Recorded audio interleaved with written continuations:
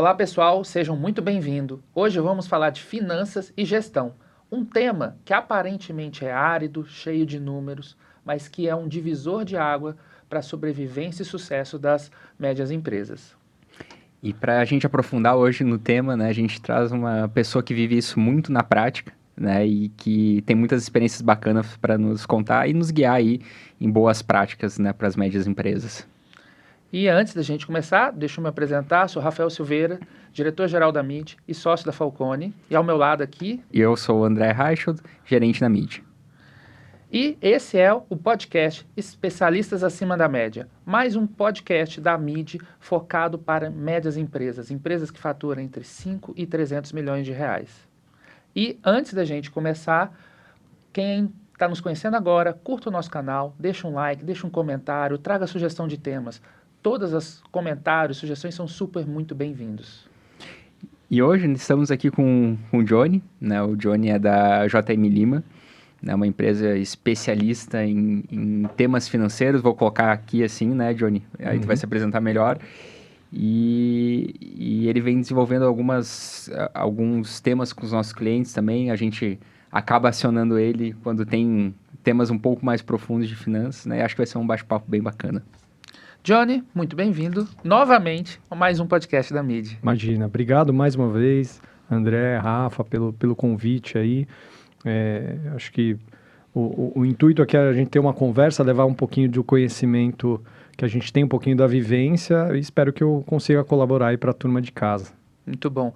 E, Johnny, eu acho que para a gente começar, né, essa questão de finanças, né, acho que vale aqui a gente até explicar a importância das pessoas, né,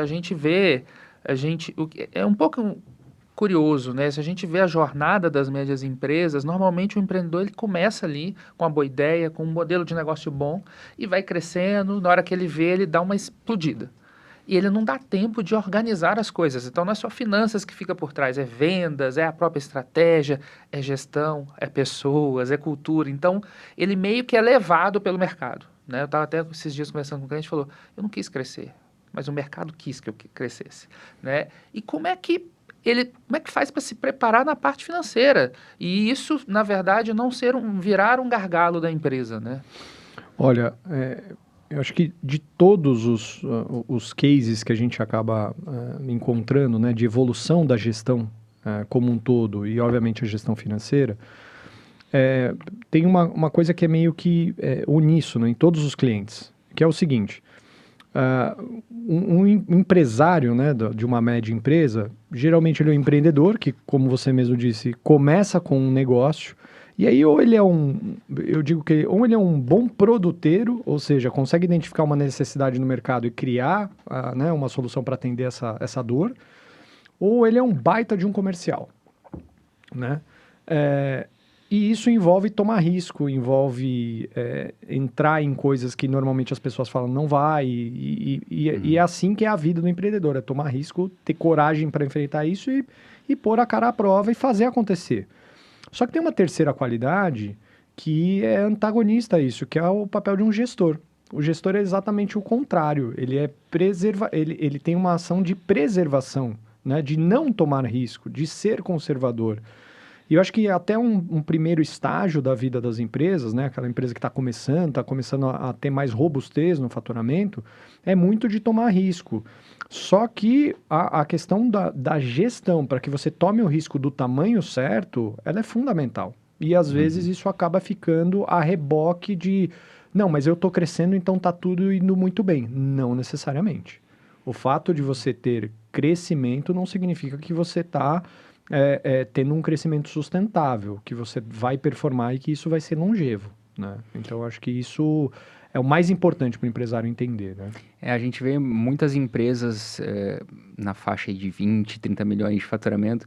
A gente até estava discutindo alguns cases aí, né, Johnny, na semana passada, que não tem a menor ideia de como é que elas estão performando em termos de resultado, né? Elas acabam, às vezes, se controlam receita, né? Mas o dado financeiro é só para pagar imposto, né? Ela não está preocupada com aquilo. É fato. Ou seja, se eu não conheço o problema, como é que eu vou agir, né? Como é que um médio empresário ele pode ter esse gatilho e em que momento ele tem esse gatilho para, de fato, começar a organizar desde a contabilidade e depois olhando os dados financeiros. Como é que tu vê esse caminho aí? Ao longo da nossa trajetória, falando, a JM Lima tem 28 anos de atuação no mercado. A gente já viu esse filme acontecer algumas vezes, Uhum. né? Eu diria que o empreendedor, ele precisa entender onde ele agrega mais valor, né? O que eu quero dizer com isso? Tem algumas cadeiras que são fundamentais que a empresa tem e que ele precisa ter o mínimo de formação e de estrutura para saber se alguém está performando bem, ou seja, se ele está tomando um bom serviço. Uhum. Então, por exemplo, dentro da contabilidade, não dá para dizer que um empresário que tem uma empresa que vende suco de laranja, ele vai ser um exímio contador. É muito difícil você ter essa carreira, não é impossível, mas... como eu falei, são características opostas. Mas ele precisa saber o mínimo da contabilidade para saber se aquele escritório que está atendendo, ou aquele profissional, aquele executivo, se ele está tomando o serviço da maneira mais adequada. E eu acho que o empreendedor ele precisa entender que, assim como ele está planejando o crescimento do negócio dele, ele precisa planejar a gestão do negócio dele. Uhum. Né? Não dá para imaginar que uma empresa que fatura 5, 6 milhões por ano, né, ela vai ter uma contabilidade, uma controladoria, uma estrutura totalmente estruturada e organizada como uma empresa que fatura 30, 40, 100 milhões por ano. Uhum. Né? Mas ele precisa estar preparado para isso. É quase que se ele for uma indústria, né, eu dou esse exemplo, se ele for uma indústria, para ele chegar num determinado nível de faturamento, ele precisa investir em máquina, ele precisa investir em equipamento, etc. Então, ele não pode negligenciar a gestão e ele precisa também investir em gestão, nos momentos onde ele já percebeu os primeiros sinais. Porque aqueles sinais, ao longo do tempo, eles só vão se agravar. Uhum. E se você tem uma dor, né, aquela dor ela só vai ficar pior. Né? Ou ela vai custar mais caro para ser resolvida, ou ela vai impactar na performance, na sustentabilidade do negócio. Então, é quase que planejar isso e a importância dele entender que ele precisa ter especialistas, né, como vocês na MID, a gente dentro da área financeira na JM Lima, para entender qual que é o step mais adequado que ele precisa ter a estrutura da gestão acompanhando o tamanho da empresa dele. E quais são os sinais que costumam aparecer, né, na empresa de que, opa, preciso me profissionalizar em finanças? E como é que tu vê a trajetória de uma maturidade inicial até uma maturidade robusta em termos financeiros? Tá. Eu acho que os primeiros sinais é quando ele não consegue ter ou a mão, porque na cabeça é ilusão achar que alguém vai lembrar de tudo, né? Mas ele ter de fácil acesso uma informação confiável para saber o quanto ele faturou, o quanto ele ganhou, quanto deixou de resultado, que linha ou que tipo de produto ele ganha mais, qual produto ele perde ou perde mais ou perde menos, qual é o cliente mais rentável, e não é o cliente que fatura mais, né? Qual o cliente que é mais rentável, por que ele é mais rentável. Então, são algumas, o quanto ele está pagando de imposto, quanto está custando a estrutura fixa, o que é variável. Então, são algumas informações básicas que ele precisa ter à mão muito rápido. Por quê? Porque isso faz parte de um processo de gestão para qualquer estágio de maturidade, né? Se ele não, e a maioria dos empresários tende a ficar muito acostumado, principalmente nos estágios iniciais, ao faturamento. Eu faturei tanto.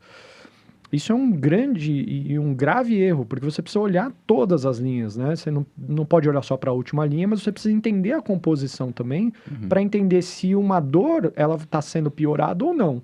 O que eu quero dizer com isso? Num primeiro ano, ele teve um bom resultado, mas ele não sabe como o custo fixo e o custo variável, etc., variou dentro da companhia. No segundo ano, ele teve um ano com mais faturamento e com um resultado pior. Por quê? Então, se o empresário já não sabe os porquês e já não tem de fácil acesso aos indicadores confiáveis, já é um primeiro sinal de alerta que ele precisa evoluir na gestão dele. Então, para quem está assistindo em casa, acho que essa é a primeira dica objetiva, né? E não é saber o quanto eu faturei. Isso é básico e é uma ilusão achar que isso significa alguma coisa de qualidade. Né? Eu acho que, Jones, aqui você trouxe alguns elementos que vale até a gente tentar quebrar, né? Eu acho que o primeiro ponto é que essa jornada do empresário, né? Ele está muito sempre focado no cliente, no produto, ele é produteiro, né? Ele tem que entender que ele vai ter que evoluir como profissional, ele vai ter que se preparar, né? Então, quando a gente se propõe fazer uma coisa que a gente não sabe, a gente se prepara para isso. Eu não sei, por exemplo, mergulhar. Eu vou ter que fazer um curso, eu vou ter que aprender como é que mergulha. Então, eu vou me preparar para aquilo porque é o meu desejo. E acaba que essa questão de gestão, e antes até de finanças, né, de gestão, Fato. a pessoa não sabe que ela precisa disso. E uma reflexão que eu sempre faço com os nossos clientes é: você já viu alguma empresa grande sem gestão? Você não consegue achar um exemplo. É fato. Porque o problema, ele vai ganhando, ele cresce não proporcional ao crescimento da receita, é exponencial, ou seja, ele cresce muito mais do que a gente colocar somente o crescimento da receita. Então, sua receita dobrou, seus problemas triplicaram, quadruplicaram, porque tem muitas pessoas, tem muitos processos e as coisas complicam. Então, acho que aqui um primeiro ponto é, você tem que se preparar para isso, né? E a gente vê no mercado, né, que o empreendedor, ele não nasce na escola de administração, ele não nasce na faculdade, né? Ele não está ali naquele momento, alguns aqui até nascem, mas... E a gente vê surgindo vários cursos para as pessoas aprenderem. Então, o primeiro passo é, se você está empreendendo, entenda que a sua jornada não é só da empresa, mas sim da pessoa, né? E acho que é um ótimo ponto e tem a ver com um pouco do que eu falo também para, às vezes, em algumas reuniões de conselho, ou conselhos que eu participo, ou até clientes, né? Eu falo, cara, uma empresa é um bando de gente fazendo alguma coisa, né? Quando elas estão caminhando para o mesmo lugar, com o mesmo objetivo, e na mesma velocidade, a gente chama elas de uma organização. Mas no fundo, é um monte de gente buscando algo, né? O empresário precisa entender, né, seja ele qual for o tamanho do negócio dele, se ele está no estágio mais inicial, no meio da jornada, está já num momento mais estruturado, é que para que ele se diferencie, como o nosso próprio programa chama, né, especialistas acima da média, ele precisa ser acima da média da gestão. Ele precisa ser. Não tem como, porque senão ele vai ficar pelo caminho. E é isso que vai diferenciar ele, não só de longevidade, né, de resultados, mas também de enfrentar alguns momentos um pouco mais turbulentos no mercado, né?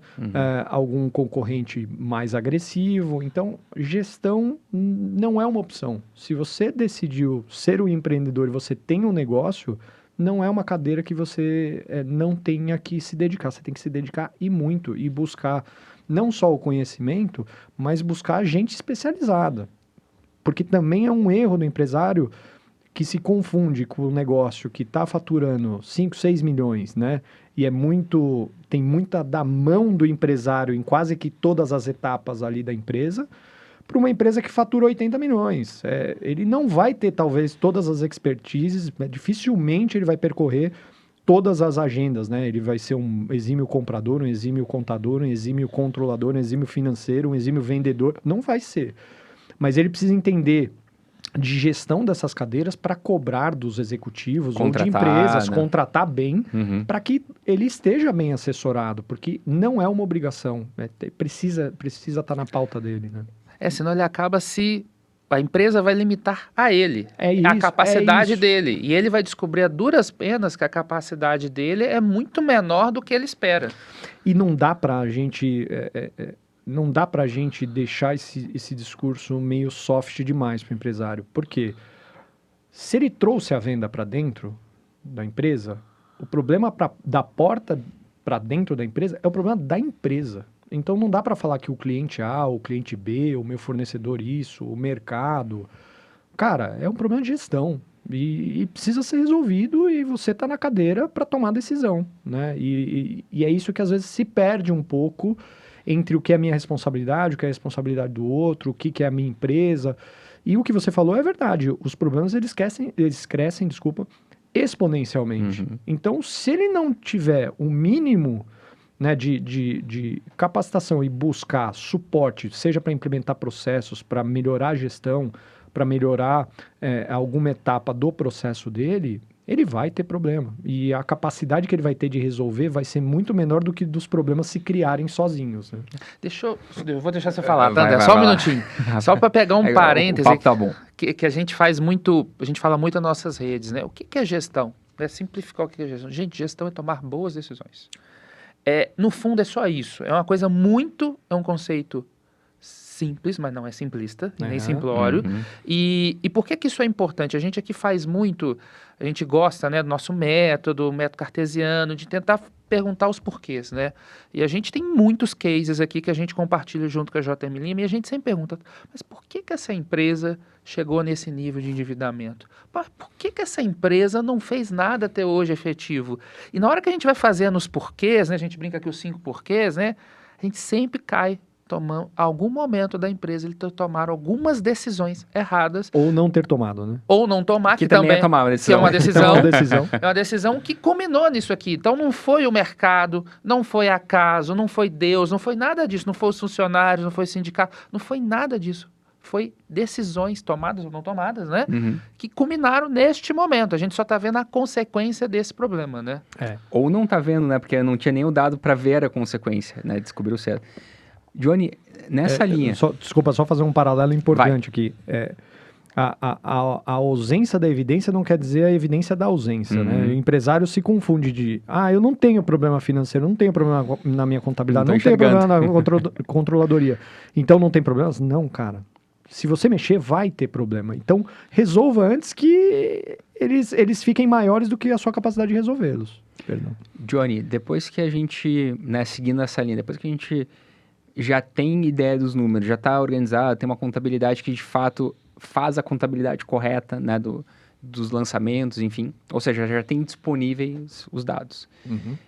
Quais são aqueles indicadores chaves, né, olhando endividamento, liquidez, rentabilidade, lucratividade, enfim, que um empreendedor ele precisa olhar, né, para conhecer o problema? Já tenho o dado, já resolvi a primeira etapa. Agora, beleza, agora que eu tenho o dado, o que eu tenho que olhar, sim ou sim, com qual frequência, para eu tomar as decisões? Tá. Antes de responder tecnicamente, eu vou fazer um paralelo, né? Toda empresa precisa saber onde quer chegar, né? E o paralelo que eu faço isso é um bom plano orçamentário, um bom plano de negócios, com uma peça financeira que sustente isso. Porque esse é o primeiro parâmetro para a empresa saber se aquilo que ela planejou, o objetivo que ela tem, está sendo seguido. As outras informações, elas têm a ver de como ele está performando do ponto de vista de resultado, e aí a DRE, ela é rainha para que você entenda, né? Mais do que indicador, né? Eu gosto de olhar para o filme como um todo, para entender dentro daquele fechamento do mês, de um demonstrativo de resultados, como que você faturou, o que você pagou de imposto, o que você teve de receita bruta, qual foi o CMV ou CPV que você teve, qual foi a tua margem, quais foram as tuas despesas, etc. Até chegar no teu EBIT, das tuas despesas e receitas financeiras, até chegar no teu resultado no lucro líquido ou no prejuízo daquele mês. Então aquilo conta um filme. E o reflexo disso também é outra peça, que é o fluxo de caixa. Então, as três coisas são os pilares básicos. Os outros indicadores, André, eu costumo entender que são recortes de um determinado parâmetro desse em comparação com outro, né? Mas eles não vão dizer se o teu plano, por exemplo, você pode pegar um índice de endividamento, né, de cobertura de juros, ou seja, quanto a tua operação dá de resultado versus ao custo da dívida, do teu endividamento, da tua alavancagem financeira. Isso te dá um parâmetro do resultado, de o quanto a tua empresa tem capacidade para continuar rodando sem captar novos recursos ou a capacidade de pagamento disso. Mas ela não mostra para você se você está indo bem ou não dentro do seu plano de negócio. Se você está avançando naquilo que você precisa ou não. Então, eu costumo quebrar isso para os empresários da seguinte forma. Para onde nós queremos ir? E a peça orçamentária é fundamental. Qual é a fotografia que nós estamos imprimindo mês a mês através da nossa DRE? E como que a gente está deixando, do ponto de vista de combustível, né, para o nosso equipamento, né, para a nossa engrenagem funcionar, que é o nosso fluxo de caixa. Eu estou consumindo muito combustível ou eu estou deixando algum resultado, está me sobrando alguma coisa no meu tanque de reserva, que é como a gente gere o caixa. Depois disso, eu acho que aí tem indicadores mais específicos para cada um dos negócios, né? Então, se é uma indústria, eu diria, todos os indicadores operacionais, aí eu pensaria muito na ineficiência, porque não porque esse é um parâmetro que eu gosto de olhar, porque a maioria das empresas que a gente já passou, elas planejam uma coisa, um tamanho de estrutura muito maior do que a capacidade dela de venda e de produção. E aí você tem uma estrutura que custa muito para um atendimento muito menor. Então, eu olharia para o quanto você está deixando de horas disponíveis ali, que seria a sua ociosidade, basicamente, né? Que vai impactar em rentabilidade. Total. Né? E também o custo, né, da tua operação, seja custo fixo, e aí, cara, começou o mês, você já está rodando o reloginho ali, e com a estrutura grande ou pequena, já está consumindo o recurso da companhia. Eu olharia para índice de eficiência, que a maioria das empresas deixam de olhar, que é, se é uma indústria, de novo, o que ela está produzindo de resíduo? Esse resíduo está sendo aproveitado onde? Você está conseguindo extrair o melhor? Você está perseguindo fazer mais com menos? Porque tem muito, gente, assim, invariavelmente nas indústrias, quando a gente vai olhar, tem muito desperdício. Tem muito desperdício. Eu falo o seguinte, eu vou visitar uma empresa, eu olho pro negócio, a gente vai e olha o descarte de material. Cara, se ali já tem material virgem, etc., eu falo, cara, essa empresa já está com um problema sério aqui dentro da produção. Porque ela está desperdiçando material virgem. Aparece não só no indicador, mas aparece ao vivo. Ao vivo, fisicamente. Fisicamente. Fisicamente, né? Então, olhar para os indicadores operacionais, seja uma indústria, se for uma prestadora de serviço, como você está alocando aqueles recursos para atendimento daquilo. E aí, acho que os desdobramentos por áreas, né? O quanto você está sendo eficiente dentro da área de compras, dentro do teu comercial, e, obviamente, como você está gerindo os outros recursos de capacidade de investimento, de financiamento, etc. Legal. Mas eu acho que, falando de básico, né? O empreendedor ele precisa ter as 3 primeiras peças, né? Um bom plano orçamentário, uma DRE consistente e um fluxo de caixa bem apurado. Ali já vai ter muita história da companhia dentro daquele período que ele está analisando. Os outros indicadores ele vai afunilando à medida que o próprio processo de gestão vai se sofisticando. Porque de nada adianta, né, a gente falar, olha só, o meu índice de cobertura de juros é X, minha eficiência produtiva é Y, meu índice de liquidez seca, corrente. Cara, tem um monte de indicadores que a gente pode colocar. Mas tem que ser olhados de forma conjunta, acho que é o ponto, né? É isso. Não isoladamente. É isso, né? é exatamente isso, né? Eu acho que o empresário precisa entender isso, né? Que ele precisa olhar o filme que está sendo contado dentro daqueles indicadores. E se o indicador não é confiável, cara, significa o seguinte, a gente está com um instrumento, né? Se a gente é um avião, a gente está com um instrumento descalibrado. Precisamos arrumar a casa, né? Eu acho que, Johnny, aqui essas 3 dicas aí para quem está nos escutando se você não tem planejamento orçamentário, nós estamos no primeiro trimestre já de 2026, se você não acompanha todo mês a DRE, seu fluxo de caixa, sinais amarelos e vermelhos estão aí. Total. E incrivelmente, a gente deve encontrar algo próximo aí, uns 30% a 40% dos empresários que a gente conversa, que não dão check nessas 3 informações. E aí fica muito complicado essa mesma empresa discutir uma linha de crédito, discutir se eu pego crédito curto prazo, longo prazo, prazo de recebimento para os meus clientes, como é que eu vou mudar minha política de pagamento. Então, aí você começa a ver a situação que a empresa fica, porque ela não está olhando para os números. É fato. É fato. E não olhando sistemicamente, né? Muitas vezes o empresário acaba olhando o DRE, tá tudo bem no DRE, mas aí vai vendo o fluxo de caixa, tudo que ele ganha no DRE, ele dá de prazo de pagamento ou né, dá um prazo de recebimento longo para o cliente também e acaba destruindo todo o valor que ele gerou na competência no DRE, ele acaba destruindo o caixa. Você sabe um erro que eu diria que 6 em cada 10 empresários do que a gente conversa cometem? Confundir markup com margem. Muito. Assim, é unânime. Assim, 6 em cada 10 clientes que a gente fala confundem o que é markup e margem. E os outros 4 que sobram, né, os outros 40%, não tem muita clareza, às vezes, do que é um ou do que é outro, ou se confunde na aplicação prática. Porque é o que você falou, pô, legal, esse produto está me dando 20% de margem. Muito legal. Mas o meu prazo de recebimento é em 90, 120 dias. cara, Sim, quem é que vai bancar essa... quem vai estar bancando essa operação? Uhum. O banco? O capital próprio? O capital do acionista? Então, você está tirando dinheiro de algum lugar para financiar o teu cliente, né? E é isso que, às vezes, os empresários... eu tendo a simplificar para facilitar o entendimento, que é assim, todas as empresas no Brasil, se você vende a prazo, e um dia é prazo, tá? Uhum. Você é um agente de crédito. Então, você está fomentando crédito. Uhum.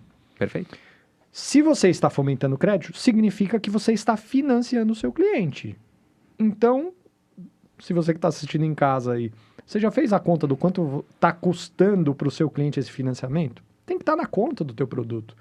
Não interessa se você vende xícara, se você presta um serviço, se você é uma distribuidora. Se você financia para o seu cliente, você tem que fazer uma conta financeira. E não se engane, gente. Para quem vende para grandes clientes, do outro lado, o seu cliente sabe fazer a conta. Uhum. E tem muito a ver, né, Johnny, assim, o Rafa trouxe isso, a questão de decisões de investimento, né, ou decisão de aplicação daquele dinheiro na empresa. A gente confunde muitas vezes o investimento só como investimento em máquina, né, em novos, geralmente novas máquinas, imóveis e tal, mas a gente esquece desse investimento no capital de giro, que é onde realmente a coisa aperta, né, mais do que o investimento. Porque é um dinheiro que é quase invisível para o empreendedor, que ele está feliz lá que ele está vendendo mais, né? Mas ele não vê todas as consequências da visão sistêmica mesmo da empresa. Sim. Né? De conseguir enxergar o todo. Né? Sim. Que acho que volta sempre para uma questão de eu conseguir enxergar o todo e eu tomar a melhor decisão com todas as informações que eu tenho. Se falta informação e falta conhecimento, eu vou tomar sempre decisões olhando para estimular uma parte só do sistema e não o todo. Né? E acaba gerando todas as consequências. Né? E eu vou além. Porque não vi isso só uma vez, gente. Em 28 anos de história na JM Lima, a gente já viu isso algumas centenas de vezes. Aquele negócio que teve um crescimento absurdo em 4, 3, 5 anos, que seja, cara, olha com atenção. Se você é o dono de um negócio que está crescendo exponencialmente, cuidado. Porque ou você está financiando o teu cliente, isso pode não estar na tua conta, ou está te custando muito do ponto de vista de estrutura, e aí você precisa entender se o custo do dinheiro, o custo de captação, o recurso do terceiro tá bem aplicado. E se paga o teu e se vai WACC, pagar a conta. E se paga o teu WACC. Exatamente. E se você coloca num agravante que você não tem clareza de todos esses indicadores que eu falei com profundidade, cara, você pode estar à beira de um colapso. Porque o custo do crescimento, né, ele às vezes não está sendo precificado, né? É o que a gente fala do custo marginal, né? A gente já viu isso em aulas de economia e etc. Que é, quanto custa para você crescer mais R$1 do teu faturamento, né? E não é só, mas eu tenho ociosidade. Sim, você tem ociosidade, mas a depender do volume que você está crescendo, a tua estrutura não tem esse capacity. Não foram 1, nem 2, nem 10 casos que a gente já viu empresas que o ponto de início de ruptura para ela ter uma crise mais agravada de gestão e, consequentemente, com impacto financeiro, foi ele ter conseguido conquistar uma grande conta de um varejista que duplicou o faturamento dele. Mas do ele varejista, exige 180 de um dias. grande cliente. Por quê? Porque esse cara vai ter prazo, como ele compra volume, ele tem preço baixo, né? Ele tem uma força de negociação que você vai acabar cedendo como empresário. E aí, na prática, você não quantificou que se o cara vai te pagar em 120 meses, em 90 meses, você vai precisar custear o teu cliente em 90 dias, 120 dias. Esse é o custo para você atender esse cara. Então, a empresa também precisa se planejar. Então, às vezes, nem tudo que é oportunidade é uma oportunidade. Eu falo isso muito, por isso que eu falei no início da nossa conversa das habilidades antagônicas, né? O perfil de um gestor, uma empresa com boa gestão, é aquele perfil que vai avaliar o risco antes da tomada, né? Porque, cara, é uma insanidade eu chegar para algum empresário e falar assim, não vende para determinado cliente, porque esse cliente pode te matar, né? Você vai falar, bicho, você tá louco, eu tô crescendo, etc. É uma conta que eu sempre quis, é uma conta que eu sempre busquei. Eu sempre quis, tô trabalhando isso há 1 ano e meio, há 2 anos, tá bom, mas você precificou isso? Quem vai financiar essa operação? Não, ele vai me pagar a primeira né? A gente ouve muito isso. Ele vai me pagar a primeira à vista e aí eu vou entrando no... Tá bom, mas e o restante da tua operação? A tua estrutura, a tua eficiência, o teu desperdício? O teu fornecedor te dá prazo para você comprar o dobro de volume do que você compra hoje? Você tem gente para fazer tudo isso?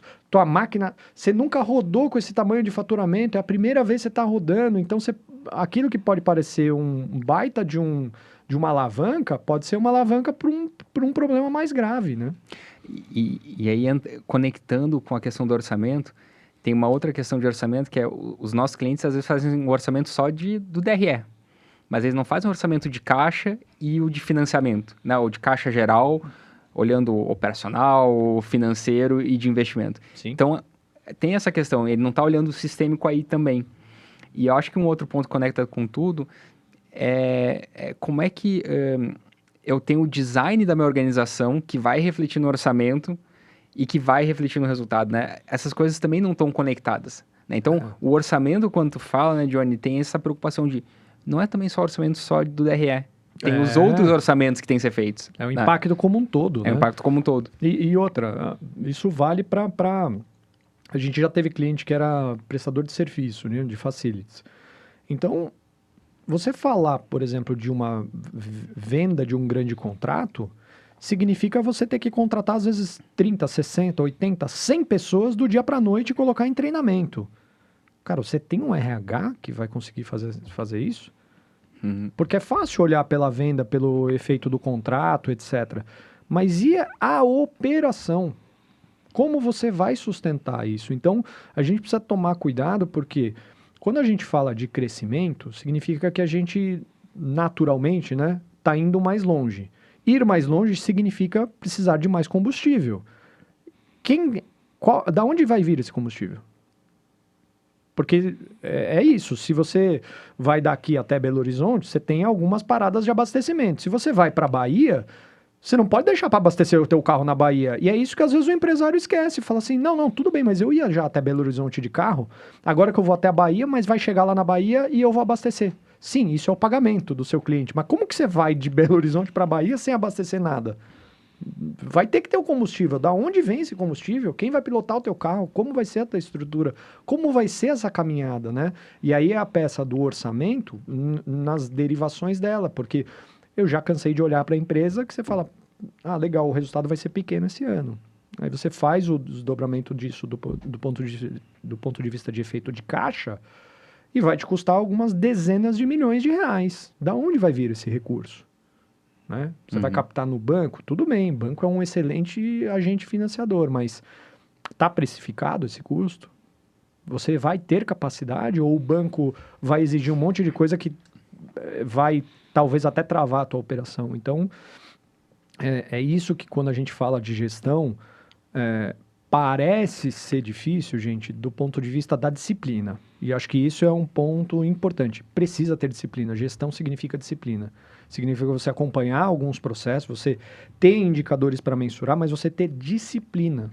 Né? Uhum. E conectando com uma pergunta anterior que você fez, que é quais os passos, né? Depois que você tem todas essas estruturas, você precisa fazer algo que é uma premissa básica dentro do modelo da própria MIDI, né? Uhum. Que é como as áreas conversam.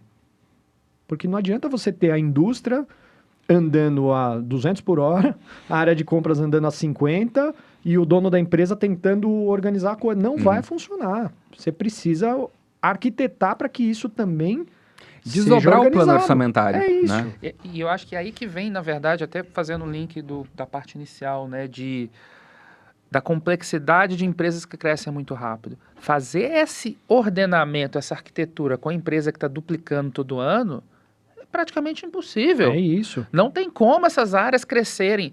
Até tem, mas elas vão ter que estar mais inchadas do que deveriam para conseguir absorver, ter esse colchão, né? E isso acaba sendo um limitante, né? Eu acho que tem um outro ponto também, que você comentou ali do vendedor, né? Normalmente quem vende é um empreendedor, né? De forma geral, o empreendedor, diferente do gestor, ele tem dificuldade de dizer não. Ele tem dificuldade de demitir, ele tem dificuldade de dizer não para cliente, ele tem dificuldade de dizer não para o fornecedor, porque esses dias eu escutei, quando o cliente me cobra, ele não fala que foi a minha empresa, mas fala que fui eu. É o meu nome, é a minha Uhum. reputação. Então, quem está nos escutando, gente, o empreendedor é muito mais difícil dizer não. Então, aceite isso, você vai ter mais dificuldade de dizer não. Então, é melhor até alguém do seu time fazer essas coisas, porque tem hora que você tem que dizer não para alguns clientes, porque essa conta vai te quebrar, né? Você sabe que tem alguns processos de gestão que a gente vai atuar dentro da área financeira para ou quando a gente está estruturando uma empresa que ela está precisando, né, desse suporte para crescer melhor, né, dentro da estrutura financeira, né, ou quando a gente está reestruturando porque a empresa já chegou num ponto que ela precisa remodelar, né. Isso é uma das premissas do nosso trabalho, que é, às vezes, preservar o empreendedor, preservar o empresário, para que o não venha da gente. Porque, tecnicamente, a gente tem a defesa, tem a estrutura, já lidou com N casos e para tirar um pouco, eu falo que o empresário em alguns momentos ele precisa ser o portador das boas notícias. As más notícias, em alguns momentos, ele precisa se preservar para continuar tendo a imagem institucional, o viés político, político no sentido de você ter o relacionamento com o seu cliente, com o seu fornecedor, com um banco, com um credor e assim por diante. Então, é importante que ele entenda isso e ao longo dessa trajetória, ele vá se munindo de estrutura, né? Seja com assessorias terceirizadas, né? Com trabalho outsourcing, ou com processos que vêm, entregam um determinado produto para ele e retornam, né? A gente faz isso muito nessas peças orçamentárias, ou venha num projeto acompanhado, como o de vocês, que você determina, faz o desdobramento de metas, faz as áreas compartilharem o andamento de planos de trabalho, plano de ação, de indicadores. Então, com isso, você consegue dar mais robustez para o processo de decisão dele ser mais efetivo no dia a dia. Né? E Johnny, deixa eu pegar um gancho que você está falando aqui de financiamento e tudo mais. Eu lembro das primeiras vezes que a gente começou a conversar, algumas dicas que você falava, olha, como é que eu posso ver como é que está o meu relacionamento com o sistema financeiro, né? O que eles estão me pedindo em troca? Quais são as pegadinhas do contrato? Até para cada um refletir, assim, os bancos que estão te emprestando, acho que essa foi a primeira coisa, são de primeira ou de segunda linha? Uhum. Né? Isso diz muito do momento que você está. Se banco de primeira linha, tô falando de Itaú, Bradesco, Sim. Santander, estão te dando crédito? Cara, isso é um bom sinal. Agora, não, esses já fecharam a porta, eu já estou indo para um segundo, terceiro nível. Quais são ali para as pessoas, mesmo sem olhar os números, você vai dizer, poxa, tem algum problema? Garantia, né? Que acaba, tem hora que a pessoa já deu a vida inteira, a pessoa física, como garantia, e acha que está conseguindo ali um bom negócio, né? Eu falo que são alguns sintomas. Começa a dor quando o empresário tem algumas preocupações, né? Abrindo um pouco o leque aí da resposta, né? Se você todos os meses começa a se preocupar no dia 3 ou no dia 4 de como você vai pagar a folha, você já tem alguns problemas ali que você precisa atuar na tua gestão, porque folha a gente tem todo mês, pagamento de aluguel a gente tem todo mês, matéria-prima, dependendo da indústria ou dependendo do negócio, você compra todo dia. Uhum. Então tem algumas coisas que, cara, não dá para fugir do planejamento. E isso envolve também a tomada de risco no mercado financeiro. Por quê? Se a empresa não se planeja, e aí, gente, para quem está ouvindo isso no carro, em casa, enfim, se você não se planeja, você tende a tomar uma decisão pior. Porque é a decisão daquela de curto prazo, que se você não fizer, você Que é o não dinheiro vai mais pagar caro. folha, né? E que é o Você não dinheiro vai mais pagar caro. E é o dinheiro mais caro. E às vezes, assim, eu falo bancos de primeira e segunda linha, porque envolve a questão de agressividade comercial e custo financeiro, né? E você tem outros players que atuam dentro do mercado de crédito também, tem N níveis e tem operações que são de altíssimo nível. Porém, você precisa entender que você está rodando num mercado que é um mercado de crédito agressivo. Então, naturalmente, você precisa estar preparado para isso, né? Uma coisa que é o que a gente fala é, se a tua operação, né, se esse agente financiador, seja ele um banco, um fundo, qualquer que seja, ele começa a sustentar muito a sua tomada de risco com base em garantias pessoais, isso significa que ele já está olhando para a tua empresa com uma capacidade de pagamento muito limitada. Veja, o empresário tende a achar que o banco é o mal necessário, o banco, o fundo, o agente financiador, né? Mas eu digo o seguinte, ele pode ser um excelente parceiro ou não. Quem vai determinar como trabalhar é muito você ali no dia a dia, em como você vai tomar esse serviço, né? E eu falo, cara, se você está tomando toda vez um recurso, você está aumentando o teu endividamento e o banco está olhando para você e está pedindo, cara, me dá a tua casa, me dá isso, aquilo, não é porque ele quer o teu imóvel, porque ele é banco, o produto dele é dinheiro. Ele pega em dinheiro de investidor e empresta dinheiro para quem é tomador, né? Então, ele nunca vai querer o teu imóvel.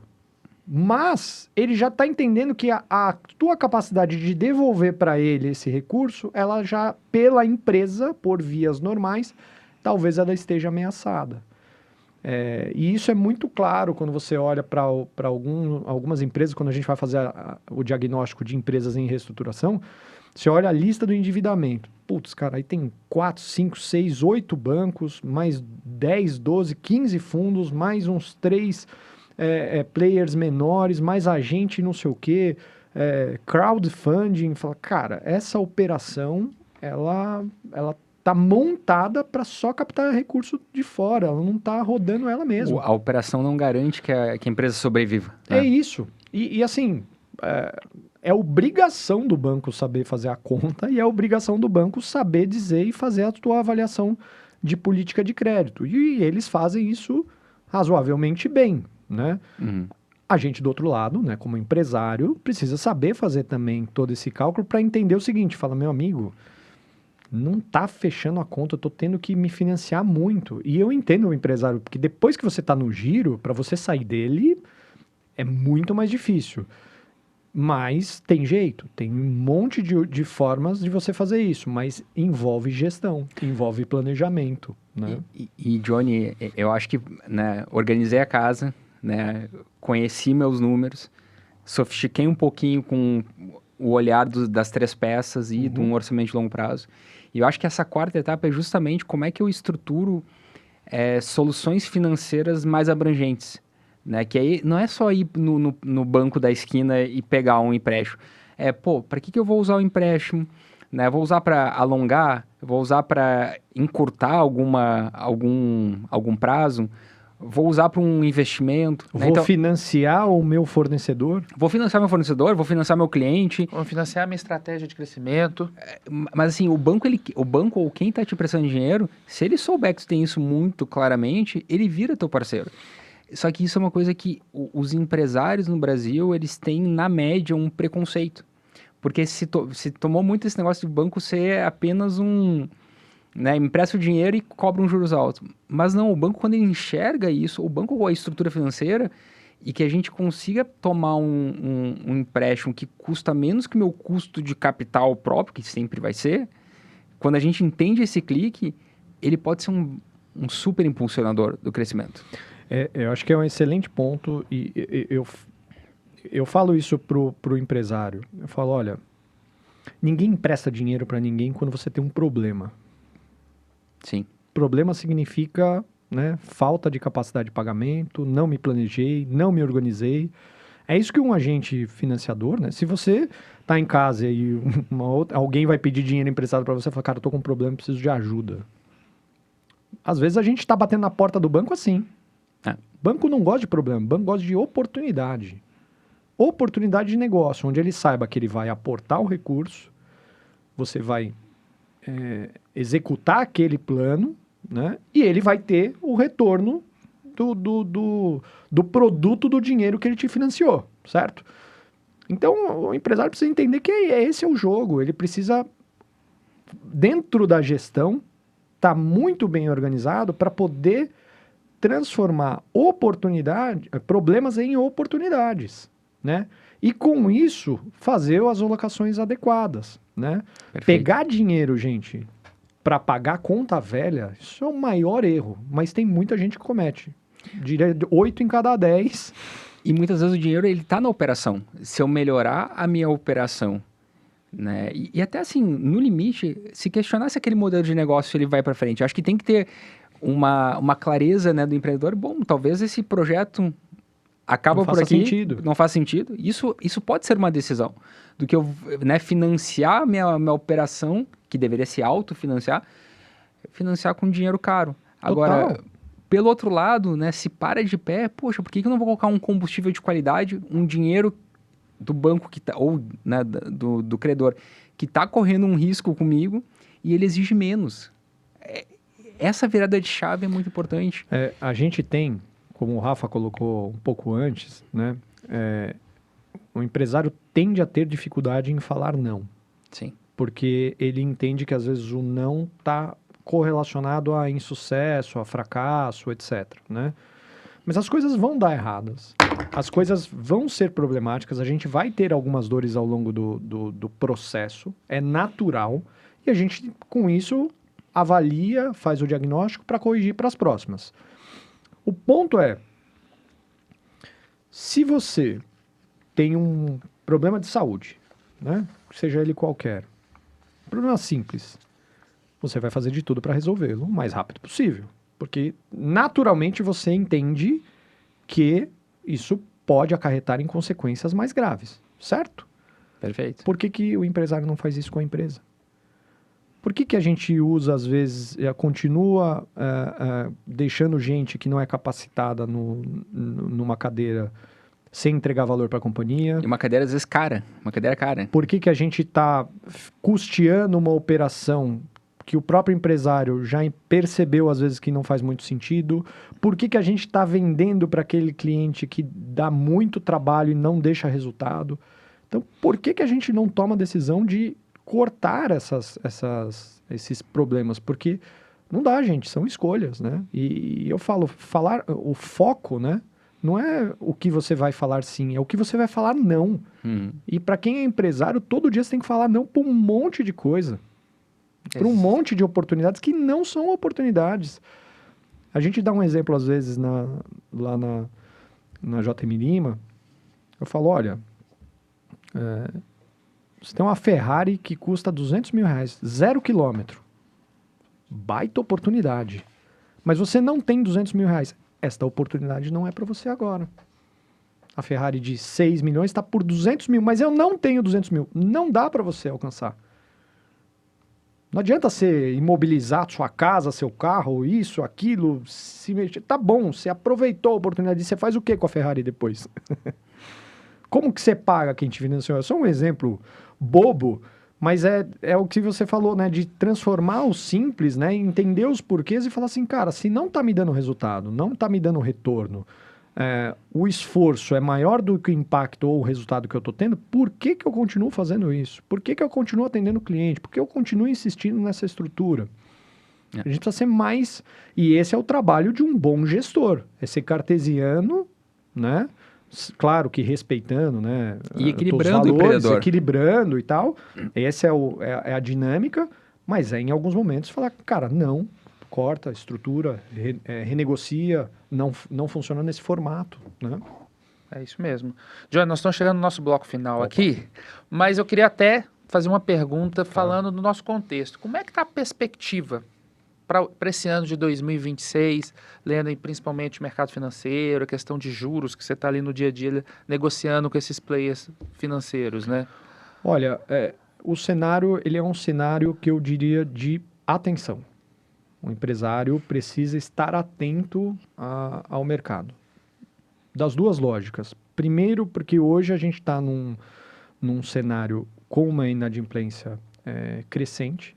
Né? Para quem se interessar, pode pesquisar aí alguns indicadores do Banco Central. Né? Tem um pouco de defasagem nesses indicadores, então acho que a última vez que eu olhei ele estava até setembro ou outubro de 2025. Então temos aí uns 4, 5 meses de defasagem. Mas a inadimplência na pessoa física está bem alta e a inadimplência na pessoa jurídica tá em níveis preocupantes, em alguns segmentos mais, outros segmentos menos. A gente, inclusive, divulga nas nossas redes sociais também, para quem quiser acompanhar, a gente sempre divulga isso a cada mês, um quadrinho para quem quiser se interessar mais por isso.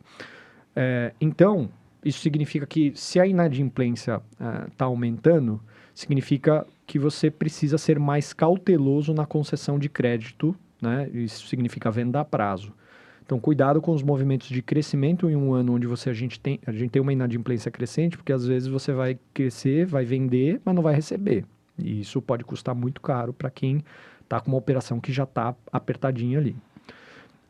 Ao mesmo tempo, a gente vê algumas perspectivas, né, de juros tendendo a se diminuir, até porque o governo, né, tem uma pressão forte para se voltar à atividade econômica em alguns setores, em alguns segmentos. Tem investimento público acontecendo, o que acaba estimulando toda a cadeia e você tem o giro da economia de forma mais contundente. Mas o que a gente está percebendo, né, porque isso são os grandes números, os grandes indicadores, as grandes matrizes econômicas. Quando a gente faz um recorte para a média empresa, o que a gente está percebendo é um momento complexo. Um momento onde, às vezes, você tem alguns tiros, né, de crescimento e de avanço comercial. Então, você vende bastante, você performa bem e depois, no próximo mês, uma retração, porque o produto, a depender da linha, está parando na gôndola, está ficando no supermercado ou os estoques estão abastecidos. Então, eu diria que é um momento de cautela e é o momento de se fazer readequações. Então, se a tua operação, se o teu desempenho em 2025 ele foi bom, ele foi razoável, fique atento para que a tua operação não cresça mais do que o teu resultado. Né? Para quem não está com um resultado tão bom, é ontem que precisa fazer os ajustes. Por quê? O fato de você ajustar agora não significa que você vai ter o efeito caixa ou competência agora, né? Então, se você readequar a tua estrutura, você vai levar 3, 4, 5, 6 meses para ter o reflexo disso. Então, se a tua operação não está indo bem, urge a necessidade de você se readequar nessa estrutura. Então, para isso, o que suporta muito isso é um bom planejamento orçamentário, um bom planejamento de resultados, de planejamento de fluxo de caixa, para entender como essas companhias vão desenhar o seu plano estratégico, né? Mais do efeito e o impacto dentro da área financeira. Então, momento de atenção, momento de cautela. Alguns setores a gente percebe um crescimento mais acelerado, outros mais ou menos andando de lado, porque você tem esse efeito de cresce e sobe, cresce, desce e assim por diante. Mas eu diria que a conta precisa fechar. Acho que esse é o recado que eu queria dar. Se a tua operação não está fechando a conta hoje, gente, cara, faça um trabalho para ajustar essa estrutura, porque isso vai te dar robustez, porque tem muita gente que está financiando o próprio giro e essa conta, ela chega uma hora que ela trava. Então, você vai estar mais fortalecido e vai conseguir ter um efeito, até às vezes, de consolidação do mercado, ou de abocanhar uma fatia maior do mercado que você não está atuando.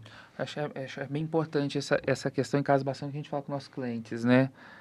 Assim, é um ano ainda de cautela, né? A gente tem que ter cautela, obviamente, quem não está preparado, esse tem que se preparar o quanto antes, mas ainda é um ano duro, mas que pode ter perspectivas no final do ano, com juros ali, projeções mais para 12%, Isso. 12,5%. Então, assim, tem uma perspectiva de alívio, mas vai ser assim, não vai mudar da água para o vinho, né? Então, tenha cautela na sua operação e sinta ali o mercado, não vai nessas ondas, não, porque é um ano que ainda tem agentes externos, é um ano de eleição, Total. que vai trazer um pouco de rebuliço, né? A gente tem questão internacional impactando também no nosso dia a dia. Então, assim, tem muita gente externa aqui impactando, então esteja preparado, tome cautela, seja mais gestor, né? É isso. E tenta pensar, olha, estou sendo muito empreendedor, gestor, faça uma reflexão antes de tomar as decisões, né? E outra, só um adendo importante quando a gente fala de taxa de juros, para quem está em casa, não entenda que a tua empresa toma taxa de juros CDI, Selic, tá?